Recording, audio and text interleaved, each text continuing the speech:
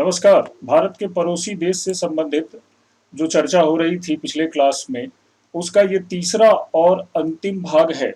पिछले क्लास में हम लोगों ने अफगानिस्तान को देखा, पाकिस्तान को देखा, नेपाल को देखा, बांग्लादेश से संबंधित तथ्यों को देख लिया था।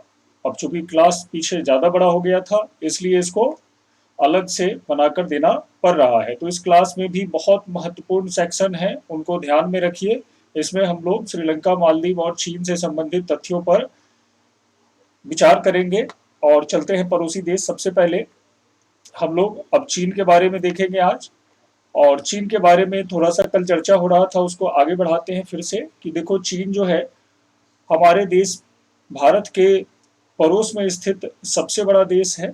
भारत के लिए ये भौगोलिक रूप से भी बहुत ज़्यादा महत्वपूर्ण है, आर्थिक रूप से भी बहुत ज़्यादा महत्वपूर्ण है, राजनीतिक रूप से भी बहुत ज़्यादा महत्वपूर्ण है। बात करें अगर शक्ति संतुलन की दृष्टि से, तो भारत और चीन के बीच में शक्ति संघर्ष की स्थिति हाल के कुछ वर्षों में देखने को मिली है। चीन अपनी विस्तारवादी नीतियों के कारण भारत के कुछ क्षेत्रों पर अपना अधिकार जताने का प्रयास कर रहा है और ये कॉन्फ्लिक्ट भी हुआ है। तो चीन से संबंधित प्रश्न पूछे जा सकते हैं, इसको ध्यान से करना है। जहां तक चीन की बात रही, तो ध्यान रखिए, चीन हमारे साथ जो है वो दूसरी सबसे लंबी सीमा साझा करता है और इस सीमा की लंबाई है 3917 किलोमीटर, 3917 किलोमीटर। ये सीमा 3 भागों में बटी हुई है। सबसे पूर्वी सीमा जो कि अरुणाचल प्रदेश की सीमा है, इसको पूर्वी सीमा कहा जाता है। इस सीमा का निर्धारण मैकमोहन के द्वारा किया गया था। ये 19वीं शताब्दी के प्रारंभिक वर्षों में हुआ था। चीन में उस समय राजतंत्र हुआ करता था और भारत में ब्रिटिश शासन था। तो मैकमोहन लाइन के साथ समस्या ये है कि इस रेखा का निर्धारण मानचित्र पर एक स्केच के द्वारा किया गया और जब जमीन पर इस सीमा का वास्तविक निर्धारण करने का कार्य हुआ, तो ये पता चलता है कि वो सीमा जो थी वो लगभग 10,000 किलोमीटर मोटी हो जाती है। 10 किलोमीटर, 10,000 नहीं, लगभग 10 से 15 किलोमीटर मोटा लाइन बनता है। तो ऐसे कंडीशन में 10 किलोमीटर का उत्तरी भाग चीन सीमा माना जाए या दक्षिणी भाग सीमा माना जाए, ये समस्या बना हुआ है। ठीक है। यही इसके बाद जो मध्यवर्ती सीमा है उसमें सिक्किम और उत्तराखंड का है, ये सब सीमा शांत है। लेकिन जो हमारी पश्चिमी सीमा है, जो लद्दाख और हिमाचल प्रदेश के क्षेत्र में है, यहाँ फिर से गतिरोध दिखाई पड़ता है। तो ये इतनी सारी बातें हम लोग जो बड़े लेवल की क्लासेज हैं वहाँ पे देखते हैं विस्तार पूर्वक। तो यहाँ इतना ही जान लें, वही बहुत है। जो चीन के साथ सीमा बनाने वाले राज्य हैं उनको ध्यान में रखना है। और चीन के साथ देखो, चीन में कितना अक्षर है, CHINA, 5 अक्षर दिखाई पड़ रहा है और 5 ही राज्य चीन के साथ सीमा बना रहे हैं। कौन कौन से राज्य हैं? यहाँ से लद्दाख, हिमाचल प्रदेश, उत्तराखंड, सिक्किम और अरुणाचल प्रदेश। ठीक है। तो ये 5 राज्य चीन के साथ सीमा शेयर करते हैं। अब आते हैं चीन के बारे में थोड़ा बहुत जान लेते हैं हम लोग। चीन के साथ जो अभी स्थिति है, चीन की राजधानी बीजिंग है। ठीक है। यहाँ के राष्ट्रपति हैं शी जिनपिंग। चीन में याद रखना है, लोकतंत्र नहीं है, डेमोक्रेसी नहीं है। वहाँ पे कम्युनिस्ट गवर्नमेंट का सिस्टम है, सिंगल पार्टी सिस्टम है। या तो आप किसी पार्टी को वोट देंगे या नहीं देंगे। ठीक। करेंसी का नाम रेन मिनीबी है और ये जो हमारा IMF है उसके बास्केट में जिन करेंसी को रखा गया है वो 6 करेंसी में एक करेंसी है। टोटल पॉपुलेशन की दृष्टि से चाइना दुनिया का नंबर 1 देश है, सबसे अधिक आबादी विश्व में चीन की ही है। ऑफिशियल लैंग्वेज इसकी भाषा जो है वो मंदारिन है। मंदारिन भाषा चीन में बोली जाती है, ध्यान रखना है, मंदारिन भाषा। चीन दुनिया के 14 देशों के साथ सीमा साझा करता है और सीमा की दृष्टि से अगर कहें तो ये जो संख्या है 14, वो विश्व में सबसे ज्यादा है। इतनी ज्यादा संख्या में दुनिया का कोई दूसरा देश किसी अन्य देश के साथ सीमा साझा नहीं करता है। रही बात क्षेत्रफल की दृष्टि से, तो क्षेत्रफल की दृष्टि से याद रखना है, चीन दुनिया में चौथे नंबर पर है। कुछ जगहों पर ये तीसरे नंबर पर भी मिलता है, लेकिन जो हमारा NCERT है वो डाटा कहता है कि सबसे क्षेत्रफल में सबसे बड़ा जो देश है वो है रूस, दूसरा बड़ा देश है कनाडा, तीसरा बड़ा देश है USA और चौथा बड़ा देश है हमारा चाइना। तो ये रूस, कनाडा, यूएसए के बाद चाइना चौथे नंबर पर आता है क्षेत्रफल की दृष्टि से। भारत कितने नंबर पर आता है? तो भारत 7वें नंबर पर आता है क्षेत्रफल की दृष्टि से। तो एक बड़ा देश है और इस देश के साथ ये ध्यान रखना है कि आपको चैनल भी सब्सक्राइब करना है आने वाले वीडियो को सही तरीके से देखने के लिए। नहीं तो पता चलेगा आप जब आएंगे तो कुछ नए वीडियो इसमें आ चुके होंगे और आपको इसकी सूचना नहीं मिलेगी। तो ये सारा कुछ जो हमारा चीन के साथ डिस्प्यूटेड एरिया है उसको प्रेजेंट कर रहा है। यहाँ पे आप देख सकते हो ये जो लाइन है यही है हमारा मैकमोहन डिस्प्यूटेड बॉर्डर। ये ध्यान रखना है, चीन के साथ जो पूर्वी सीमा अरुणाचल प्रदेश है, अरुणाचल प्रदेश से लगती हुई सीमा को मैकमोहन लाइन कहा जाता है। ठीक है, जो अक्साई चीन का क्षेत्र है, अक्साई चीन के क्षेत्र को यहाँ पे दर्शाया गया है। ये अक्साई चीन 1962 में जब चीन के साथ लड़ाई हो रही थी उस समय चीन ने अपने अधिकार क्षेत्र में ले लिया था और आज तक वो चीन के अधिकार क्षेत्र में ही है। हालांकि भारत कहता है कि ये हमारा है। तो अभी तक वहां पे लाइन ऑफ एक्चुअल कंट्रोल याद रखना है, LAC, line of actual control के आधार पे एक अस्थायी सीमा बनी हुई है। हिंदी में इसको कहते हैं वास्तविक नियंत्रण रेखा। ठीक है, वास्तविक नियंत्रण रेखा। प्रश्न ये आ सकता है कि वास्तविक नियंत्रण रेखा किसके साथ है और केवल नियंत्रण रेखा किसके साथ है? तो पाकिस्तान वाले वीडियो में हमने चर्चा किया कि जो नियंत्रण रेखा है, जो LOC है, वो LOC किसके साथ है? तो वो है पाकिस्तान के साथ। ठीक है, लाइन ऑफ कंट्रोल की अगर बात करें LOC, तो LOC पाकिस्तान के साथ है, LAC चीन के साथ दिखाई पड़ता है। आते हैं चीन के बारे में अब विस्तार से देखते हैं। सबसे पहले चीन के भौतिक स्वरूप को देखेंगे और यह है यांगत्जी नदी। तो यांगत्जी नदी क्वेश्चन कई बार बन चुका है, ध्यान से इसको पढ़ना है। यांगत्जी नदी चीन की सबसे लंबी नदी है, केवल चीन की ही सबसे लंबी नदी नहीं है, ये पूरे एशिया की सबसे लंबी नदी है। ठीक है, और दूसरी बात ये भी ध्यान रखना है कि किसी एक देश से प्रवाहित होने वाली ये विश्व की सबसे लंबी नदी है। तो वैसे विश्व की सबसे लंबी नदी कौन सी है? नील नदी। और नील नदी के बाद अमेजन बड़ी है, लेकिन नील नदी जो है वो नाइल रिवर दुनिया के 9 देशों से प्रवाहित होती है। ठीक है, जबकि हमारा ये जो यांगत्जी रिवर है ये केवल एक देश चीन से निकलता है। तो इस तरीके से केवल एक देश में प्रवाहित होने वाली सबसे लंबी नदी यांगत्जी नदी ही है। ये नदी तिब्बत के पठार से निकलती है, बस यही याद रखना है। और आगे जो ये चीन सागर है, पूर्वी चीन सागर, ईस्ट चाइना सी, यहाँ पर जाकर ये खत्म हो जाती है। पूर्वी चीन सागर में इसका मुहाना है। इस नदी पर जो सबसे बड़ी बात है वो बात है three gorge dam. Three gorge dam जो है ये याद रखना है, थ्री गॉर्ज डैम या बांध। ये बांध बना हुआ है यांगत्जी नदी पर और ये जो बांध है ये पूरी दुनिया का विद्युत उत्पादन क्षमता की दृष्टि से सबसे बड़ा बांध है। तो याद रखना है, थ्री गॉर्ज बांध ही दुनिया में सबसे बड़ा बांध है विद्युत उत्पादन की क्षमता की दृष्टि से। और इसी बांध पर इसी बांध के बगल में जो है वुहान शहर स्थित है। वुहान शहर वही शहर है जिसको आप लोग आज पढ़ते होंगे कि यहाँ पे कोरोना वायरस यहीं से निकला था। आगे चलते हम लोग दूसरी नदी लेते हैं, वांगहो या येलो नदी। येलो नदी भी तिब्बत के पठार से कुछ इस तरह से निकलती है और ये एक विसर्प या टेढ़ा मेढ़ा रास्ता बनाकर येलो सागर में गिरती है। येलो सी इसका नाम है, पीला सागर। अब देखो पीला सागर जो है पीला इसलिए है क्योंकि ये जो वांगहो नदी है, याद रखना है इसको, वांगहो नदी, वास्तव में इस नदी में क्या होता है कि जो भी तिब्बत के पठार से हवाएं चलती हैं वो हवाएं अपने साथ लोएस जो होता है वो हवा के द्वारा लाया गया सूक्ष्म कण होता है। तो उस लोएस कण का जमाव इस चीन के मैदान में करती है।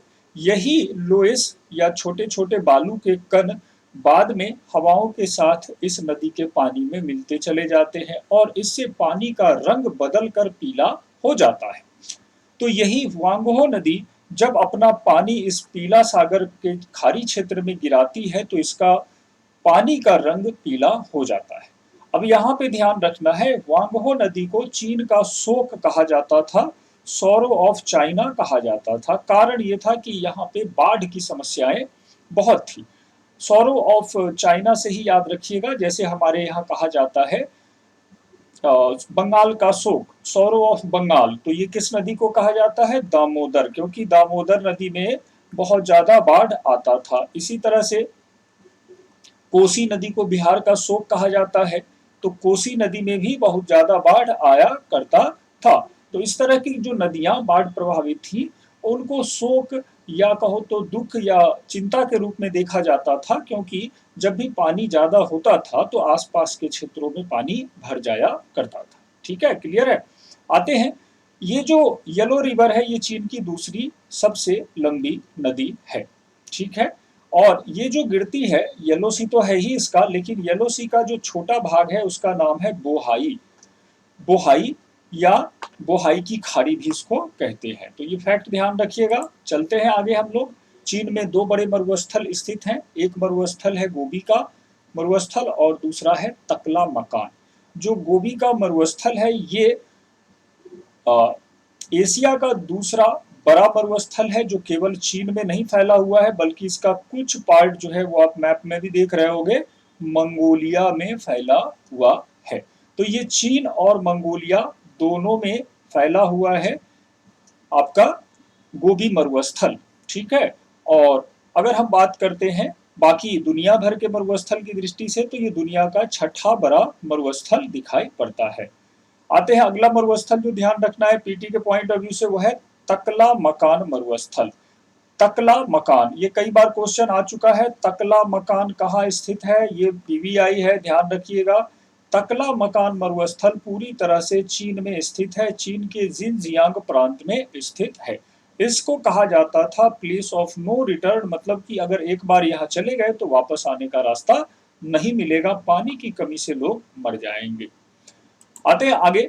अब हम चीन के कुछ जो शहर हैं उन पर चर्चा करेंगे, और इसमें एक बात और ध्यान रख लेना है, क्वेश्चन कई बार बन जाता है कि चीन वास्तव में एशिया के किस भाग में स्थित है? तो चीन एशिया के पूर्वी भाग में स्थित है। केवल चीन ही नहीं बल्कि इस क्षेत्र में चीन, जापान, मंगोलिया, उत्तरी कोरिया, दक्षिणी कोरिया और ताइवान, इन सभी देशों को पूर्वी एशिया का देश कहा जाता है। यहाँ से ये जो पूरा सेक्शन अगर इसको निकाल दें तो ये पूरा सेक्शन पूर्वी एशिया का देश कहलाएगा। इसमें भी चाइना सबसे बड़ा देश है। चाइना में जो ध्यान रखना है कि ये fourth largest country in terms of area, मतलब कि क्षेत्रफल की दृष्टि से हमने पहले ही चर्चा किया कि चौथा देश है, जबकि जनसंख्या की दृष्टि से पहले नंबर पर है। इसकी राजधानी बीजिंग हो गई। बीजिंग राजधानी जो है वो कपड़ा और जहाज निर्माण के लिए प्रसिद्ध है। एक शहर है आनसान, आनसान यहाँ पे स्थित है।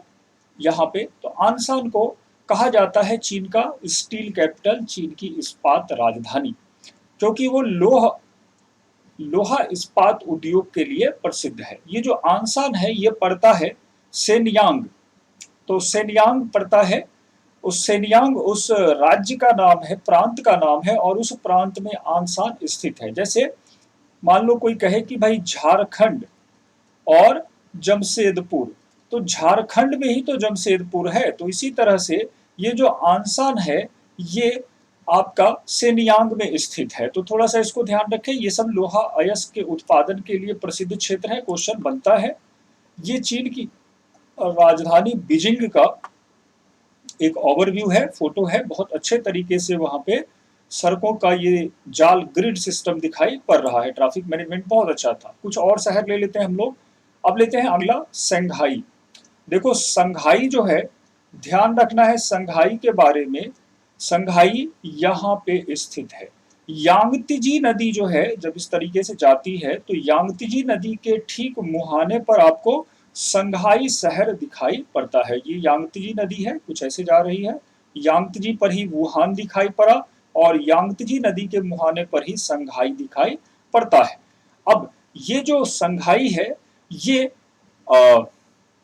दुनिया की सबसे बड़ी नॉन कैपिटल सिटी है, मतलब कि ऐसा शहर है जो राजधानी तो नहीं है, लेकिन अगर हम राजधानी वाले नगरों को हटा दें तो ये दुनिया की सबसे बड़े शहरों के रूप में आएगा। अगला, यहीं पे जो ब्रिक्स ऑर्गेनाइजेशन है, ब्रिक्स का मतलब ईटा होता है, ईट, जो दीवार बनता है जिससे, वो वाला ईट। तो ब्रिक्स जो ऑर्गेनाइजेशन है, ये 2009 में इसका फॉर्मेशन हुआ था। इस ब्रिक्स में 5 देश शामिल हैं। कौन कौन सा? तो B for Brazil, R for Russia, I for India, C for China और एस फॉर साउथ अफ्रीका। पांचों देश का एक ऑर्गेनाइजेशन है ये ब्रिक्स। और इस ऑर्गेनाइजेशन ने एक बैंक बनाने का फैसला किया था अपने जो इनके बड़े परियोजना है उनके वित्त पोषण के लिए। तो ये ब्रिक्स बैंक का मुख्यालय इसी संघाई में स्थित है। ये इंफ्रास्ट्रक्चर प्रोजेक्ट के लिए लोन देता है काफी कम इंटरेस्ट पर। यही संघाई के बगल में दिखाई पड़ रहा होगा नानजिंग, ये भी इंपोर्टेंट शहर है नानजिंग। तो नानजिंग जो शहर है, ये भी आपका यांगत्जी नदी के किनारे स्थित है। और ये जो शहर है वो टेक्सटाइल मतलब वस्त्र उद्योग के लिए प्रसिद्ध है। ठीक, अगला वुहान पे पीछे चर्चा हो गई। वुहान को हम लोग कोरोना कैपिटल के नाम से जान रहे हैं। ये स्मॉल स्केल इंडस्ट्री, जो छोटे उद्योग लघु उद्योग है, उसका एक बहुत बड़ा हब है। और ये जो है वही थ्री गॉर्ज डैम के पास में स्थित है। तो अभी क्या हुआ था कि जैसे ही अंतर्राष्ट्रीय दबाव बना WHO पर, वर्ल्ड हेल्थ ऑर्गेनाइजेशन पर, कि जाओ भैया सो वुहान में लैब का जांच करवाओ, कोरोना यहाँ से निकला है कि नहीं निकला है। तो ये बात जब चीन को भनक लगी तो चीन ने क्या किया कि यही थ्री गॉर्ज डैम जो है उसका फाटक खोल दिया और सारा पानी वुहान में भर गया था। मतलब वायरस के पैदा होने के जो सबूत थे उनको कुल मिलाकर उसने डिस्ट्रॉय कर दिया, उसको मिटा दिया। अब आगे चलते हैं, कुछ और शहरों को देखते हैं। ये जो है संघाई शहर का एक व्यू है, आप देख सकते हैं कितना खूबसूरत इसको बनाया गया है। तो चाइना जो है वो आज अमेरिका को टक्कर दे रहा है, दुनिया का दूसरा बहुत महत्वपूर्ण देश बन रहा है। देखो एक और बात सूचना भी है यहाँ पे कि UPRO और ARO से संबंधित जो क्लास है वो गूगल मीट पर आयोजित होगी। इस संदर्भ में अगर कोई भी सूचना चाहिए तो इस नंबर पे आप कांटेक्ट कर लीजिएगा। आगे हम लोग चलते हैं। चीन का एक दूसरा महत्वपूर्ण शहर अभी बहुत ज्यादा चर्चा में आया, वो है हांगकांग। तो हांगकांग जो है कुछ यहाँ पे स्थित है, देख लेना है इसको लोकेशन भी। हांगकांग, हांगकांग वास्तव में चीन का भाग था ही नहीं। हांगकांग पर ब्रिटिश नियंत्रण 1997 तक था। 1997 तक हांगकांग ब्रिटिश कॉलोनी हुआ करती थी। जब चीन का दबाव बढ़ता है और अंतर्राष्ट्रीय स्तर पर ब्रिटेन की स्थिति बहुत कमजोर हो गई, तो बाद में क्या हुआ कि ब्रिटेन ने इस हांगकांग को चीन को सौंप दिया। लेकिन ब्रिटेन ने चीन से ये कहा कि भैया देखो, इसको हम सौंप तो रहे हैं लेकिन हांगकांग को एक अलग आप स्वायत्तता दो, आप इसको ऑटोनॉमी दो, इसका इंटरनल डेमोक्रेसी आंतरिक लोकतंत्र को बनाए रखो। तो चीन ने उस समय कहा था कि हम इसके इंटरनल मैटर में हस्तक्षेप नहीं करेंगे। और इसीलिए यहाँ पे जो एक कानून चलता है उसको ध्यान रखिएगा, एक देश दो कानून, ऐसी स्थितियां यहाँ पे बनती है। वन कंट्री टू लॉस वाली स्थिति दिखाई पड़ती है यहाँ पे। लेकिन अब क्या हुआ है कि चीन ने कहा कि हम जो हांगकांग की स्वायत्तता है 1997 के उस ट्रीटी को नहीं मानेंगे और यहाँ पे चीन अपना कानून अब थोपना चाहता है। इसको लेकर हांगकांग में बड़ा विरोध प्रदर्शन हो रहा है। और सबसे बड़ी समस्या क्या हो रही है हांगकांग में कि जो हांगकांग में उस समय बहुत सारे अंतर्राष्ट्रीय कंपनियों ने जो अपना हेडक्वार्टर बनाया था, अब वो वहां से शिफ्ट कर रहे हैं और नए जगहों को खोज रहे हैं। तो इसका फायदा आने वाले समय में भारत को मिल सकता है। ठीक है, तो ये हांगकांग के बारे में ध्यान रखना है। ऑटोनोमस रीजन था लेकिन अब इसके वैधानिक स्थिति में परिवर्तन हो रहा है। इसकी जो राजधानी है वो है विक्टोरिया। क्वीन विक्टोरिया जो ब्रिटेन की विक्टोरिया थी, उन्हीं के नाम पर इसको रखा गया है। सी कियांग नदी के तट पर ये स्थित है। यहाँ पे सी कियांग नदी आप देख रहे होगे, ये सी कियांग नदी है जो ऐसे आ रही है तिब्बत के पठार से। अब सी कियांग नदी पर ये हांगकांग है। और ये टॉय प्रोडक्शन, जिसका प्रधानमंत्री बार बार कह रहे हैं कि खिलौनों के उत्पादन पर जोर दीजिए, तो खिलौनों के उत्पादन के लिए विश्व प्रसिद्ध है। इसके अलावा यहाँ पे इलेक्ट्रॉनिक्स, प्लास्टिक वगैरह बहुत सारे काम होते हैं, विनिर्माण के काम देखे जाते हैं। यही हांगकांग में जब सी कियांग नदी को पार करते हैं तो ठीक दूसरी तरफ एक नया सिटी है, उसका नाम है मकाऊ।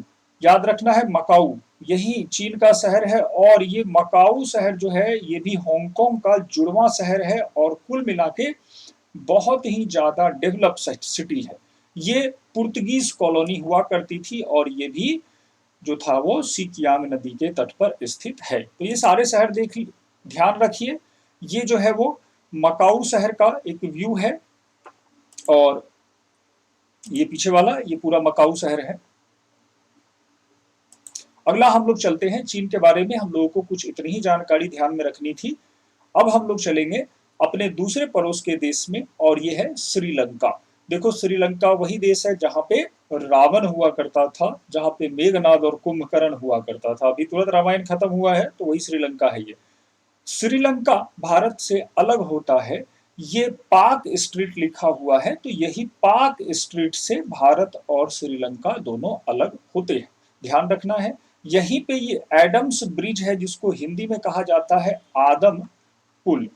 आदम पुल, तो एडम्स ब्रिज का निर्माण ही भगवान राम ने करवाया था सतयुग में। और जिसमें कौन थे वो दो महाबानर, वो थे नल और नील, जिनके छूने से वो पत्थर तैर रहा था। तो आदम पुल भारत और श्रीलंका के बीच में स्थित है। आते हैं श्रीलंका के बारे में जानते हैं।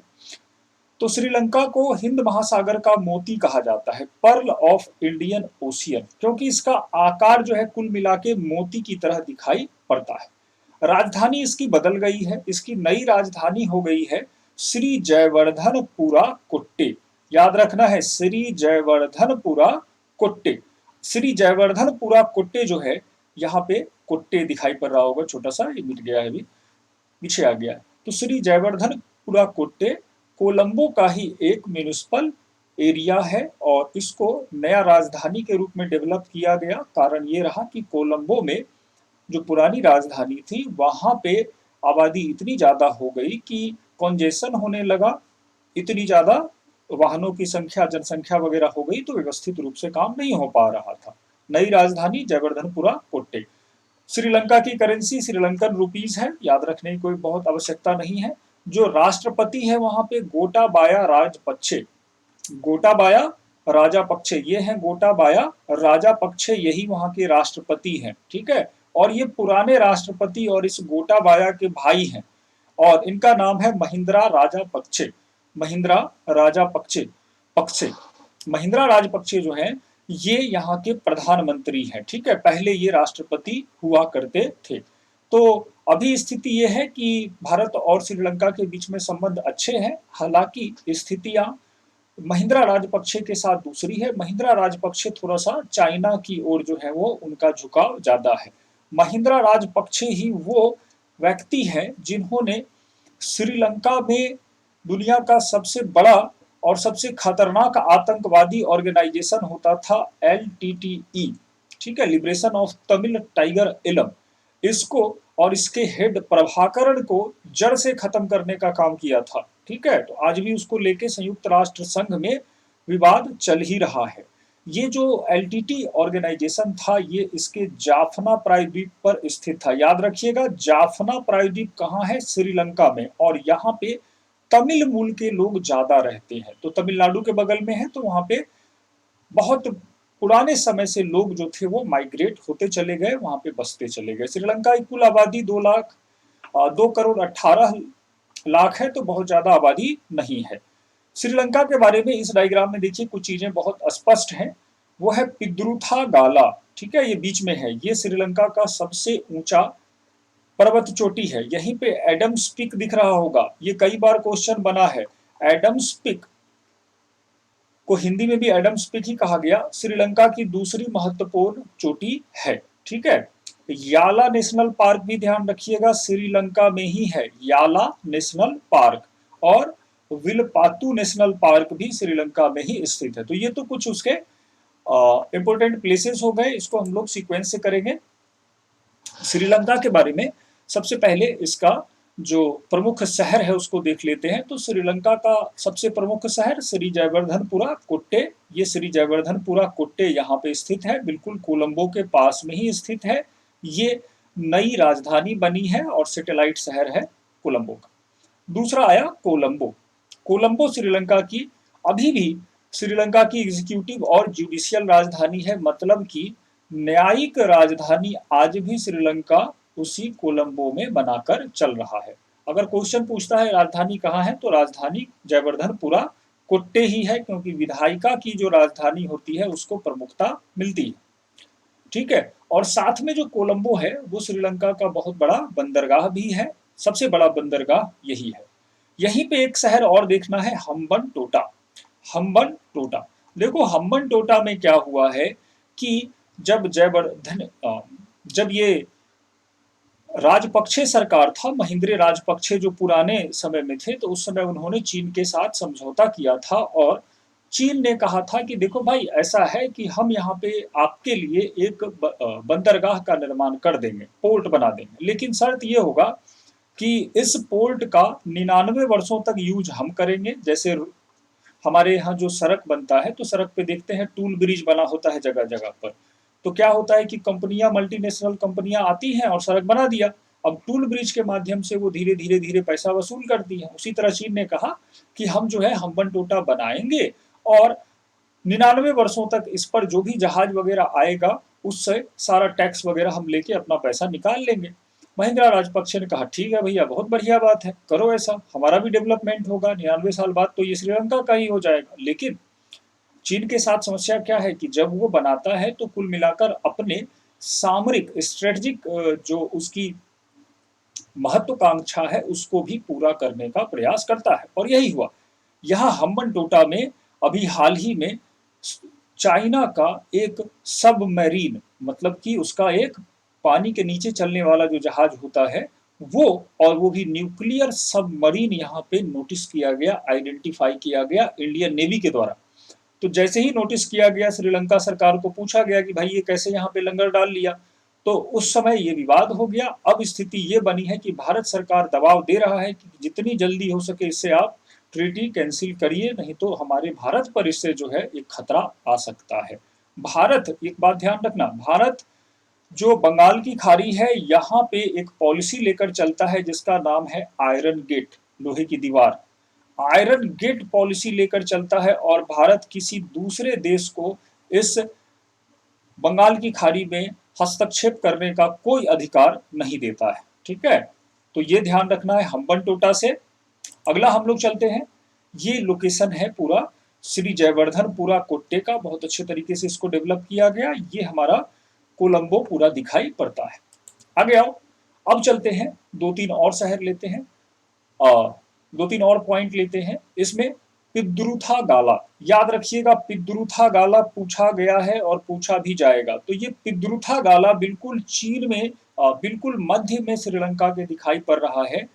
2554 मीटर ऊंचा पहाड़, 2554 मीटर ऊंचा पहाड़, और ये श्रीलंका की सबसे ऊंची चोटी है।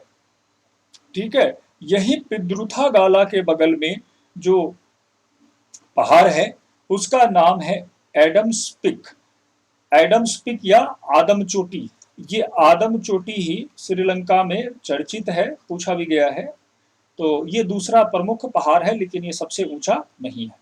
एक नदी को देख लेते हैं श्रीलंका के, और ये है महावेली नदी। ठीक है, महावेली नदी श्रीलंका की सबसे बड़ी और सबसे महत्वपूर्ण नदी का नाम है महावेली नदी। ये इस तरह से ऐसे जा रही है महावेली नदी। तो यही पिद्रुथा गाला पर्वत श्रेणी के पास से ये निकलकर, मतलब सेंट्रल श्रीलंका से निकलकर ये त्रिकोणामाली एक जगह है जहां पे ये हिंद महासागर में जाकर मिल रही है। तो ये ध्यान रखिएगा, महावेली रिवर पूछा जा सकता है, और चूंकि ये लॉन्गेस्ट रिवर है, सबसे लंबी नदी है श्रीलंका की, तो क्वेश्चन बनना इस पर स्वाभाविक है। अब एक और ज्योग्राफिकल लोकेशन है एलिफेंटा पास। ठीक है, एलिफेंट पास। एलिफेंट पास कहाँ स्थित है? तो एलिफेंट पास, ये जो जाफना है और इसके बीच में जो ये स्पेस दिख रहे हैं, ये ब्लू ब्लू वाला, ये समुंदर है। तो समुंदर वाला ये ब्लू और ग्रीन के बीच का जो पार्ट है, वास्तव में यही वो खाड़ी है, पास है, जो जाफना को अलग करता है। इस मैप में ये एलिफेंट पास लिखा हुआ दिखाई पड़ रहा होगा। तो एलिफेंट पास श्रीलंका में है, जाफना को मुख्य भूमि श्रीलंका से अलग करता है। और फिर से श्रीलंका से हम लोग निकलते हैं, अगले देश की ओर चलेंगे, लेकिन आपका काम होगा चैनल को सब्सक्राइब करना, ताकि इस तरह के और वीडियो जो है आपके पास आते रहें। अब चलते हैं, सबसे लास्ट का जो हमारा नेबर है, हमारा पड़ोसी है, वो है मालदीव। तो मालदीव देखो, ये द्वीपीय देश है पूरी तरह से। छोटे छोटे प्रवाल, एक जीव होता है समुद्र में जिसका नाम है प्रवाल, कोरल इसको कहते हैं इंग्लिश में। तो ये कोरल रीफ से पे बना हुआ पूरा द्वीप है, बहुत सारे द्वीप हैं यहाँ पे। ध्यान ये रखना है कि जो मालदीव है, ये एशिया का दूसरा ऐसा देश है। केवल 2 ही देश हैं एशिया में, ये ध्यान रखिएगा। एशिया में केवल 2 ऐसे देश हैं जो विषुवत रेखा इक्वेटर के पास स्थित हैं। और यहाँ पे आप देख सकते हो, इक्वेटर चैनल भी लिखा हुआ था यहाँ पे।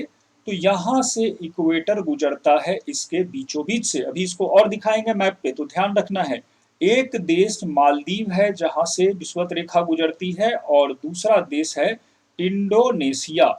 2 ही ऐसे देश हैं जहाँ से विषुवत रेखा एशिया में गुजरती है। ये सबसे मेमोरेबल पॉइंट है। दूसरी बात याद रखना है इससे, कि भारत और मालदीव के बीच जो अंतरराष्ट्रीय सीमा बन रही है, इसका नाम है 8 डिग्री चैनल। 8 डिग्री चैनल जो है वो भारत और मालदीव के बीच सीमा बनाती है। ठीक है, 8 डिग्री चैनल, ध्यान रहे एकदम। अब आते हैं आगे अलग चीजों पर, कि मालदीव हिंद महासागर में स्थित है। मालदीव की राजधानी है माले। ठीक है, माले मालदीव की राजधानी है। इसकी जो करेंसी है वो है मालदीवियन रुफिया। ये रुपया को पौ को फौ कहता है, तो मालदीवियन रुफिया इसकी जो है वो करेंसी है। एशिया में है, बहुत कम आबादी है, 5.31 लाख। ठीक है, 5 लाख, इसका 5.5 लाख आबादी है, तो समझो इतना हमारे एक जिले के साइज का है। सबसे दक्षिणी इसका जो आइलैंड है उसका नाम है अड्डू एटॉल, अभी चर्चा में भी था। सबसे पश्चिम दक्षिणी आइलैंड जो है अड्डू एटॉल है। अब आते हैं आगे, मालदीव के बारे में थोड़ा सा और जानकारी राजनीतिक क्षेत्र पर देखते हैं।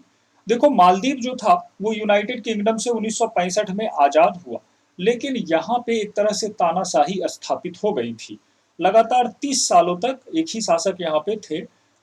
ये 2011-12 की बात है। उस समय जब चुनाव हुआ तो ये व्यक्ति मोहम्मद नसीद, जो दिखाई पड़ रहा है रॉक एजेंट के टाइप का, तो ये उस समय जीत गए थे और उस तानाशाही को उन्होंने खत्म कर दिया। लेकिन बाद में फिर से इनको जेल वगैरह डाल में भेज दिया गया था। तो फिर अभी क्या हुआ कि संयुक्त राष्ट्र संघ के हस्तक्षेप के बाद मोहम्मद नसीद आजाद हुए, और जो पुराने राष्ट्रपति तानाशाह थे उनको जेल में डाल दिया गया है। तो कुल मिला के राजनीतिक अस्थिरता वहां पे दिखाई पड़ती है।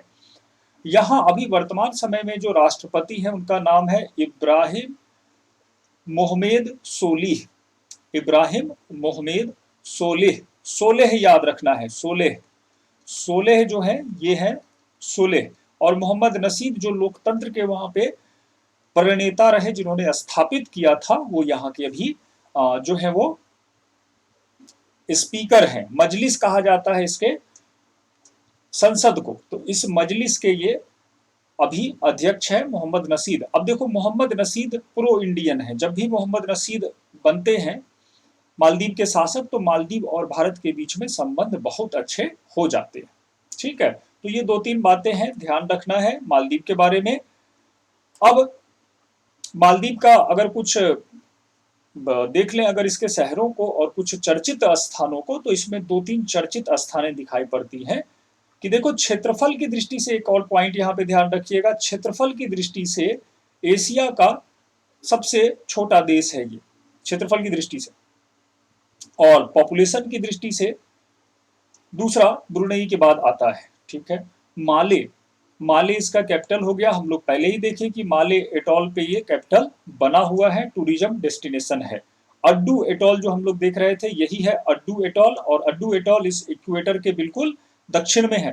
तो यही अड्डू एटॉल के बारे में चर्चा कर रहे थे कि ये विषुवत रेखा के दक्षिण में है। तो अब चूंकि दिख रहा है तो क्वेश्चन गलत नहीं करिएगा, विषुवत रेखा से मालदीव का संबंध है और मालदीव विषुवत रेखा पर स्थित है। अगला एक जो अभी चर्चा में आया था वो आया था फेदोहू फिनलोहू। फेदोहू फिनलोहू ये द्वीप चर्चा में इसलिए आया क्योंकि इस द्वीप को जो पुराना तानाशाही सरकार था उसने चीन को दे दिया एक हवाई अड्डा निर्माण करने के लिए। ठीक है, तो चीन की कंपनी को ये मिल गया था फेदोहू फिनहोलू फिनहोलू द्वीप। तो चीन ने 2000 जब से इसको काम मिला तो देखो ये पहले स्थिति थी इस द्वीप की, बाद में ये द्वीप इतना बड़ा हो गया। तो आर्टिफिशियल कंस्ट्रक्शन कर रहा है चीन, धीरे धीरे उस द्वीप का साइज बड़ा कर रहा है। लेकिन समस्या ये है कि अगर हमारे आसपास में चीन अगर इस तरीके से रहेगा तो कहीं ना कहीं उससे हमारे और जो हित हैं वो प्रभावित हो जाते हैं, क्योंकि चीन अकेला नहीं आता है, वो अपने साथ सुरक्षा के भी बहुत सारे उपकरण लेकर आता है।